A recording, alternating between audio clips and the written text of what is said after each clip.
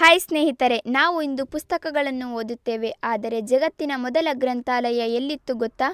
ಅದು ಸಾವಿರಾರು ವರ್ಷ ಹಳೆಯ ಮೆಸೊಪೊಟೇಮಿಯಾದಲ್ಲಿ, ಇಂದಿನ ಇರಾಕ್ ಪ್ರದೇಶದಲ್ಲಿ. ಇಲ್ಲಿ ಅರ್ಶುಬನಿಪಾಲ್ ಲೈಬ್ರರಿ ಎಂದು ಕರೆಯಲ್ಪಡುವ ಪ್ರಥಮ ಗ್ರಂಥಾಲಯ ನಿರ್ಮಿಸಲಾಗಿತ್ತು.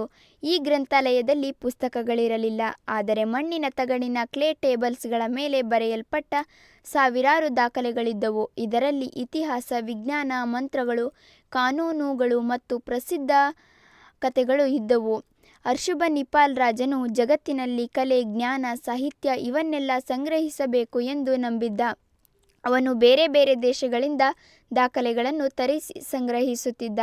ಆ ಸಮಯದಲ್ಲಿ ಗ್ರಂಥಾಲಯ ಅಂದರೆ ಕೇವಲ ಪುಸ್ತಕಗಳ ಸ್ಥಳವಲ್ಲ, ಅದು ಜ್ಞಾನವನ್ನು ಉಳಿಸುವ ಮೆಮೊರಿ ಬ್ಯಾಂಕ್ ಆಗಿತ್ತು. ಸಾವಿರಾರು ವರ್ಷಗಳ ನಂತರವೂ ಈ ಟೇಬಲ್ಸ್ಗಳು ಮಾನವನ ಇತಿಹಾಸ ದೊಡ್ಡ ಸಂಪತ್ತಾಗಿತ್ತು. ಇವೆಲ್ಲವೂ ಇಲ್ಲಿಯ ದಾಖಲೆಗಳಾಗಿ ಉಳಿದಿವೆ.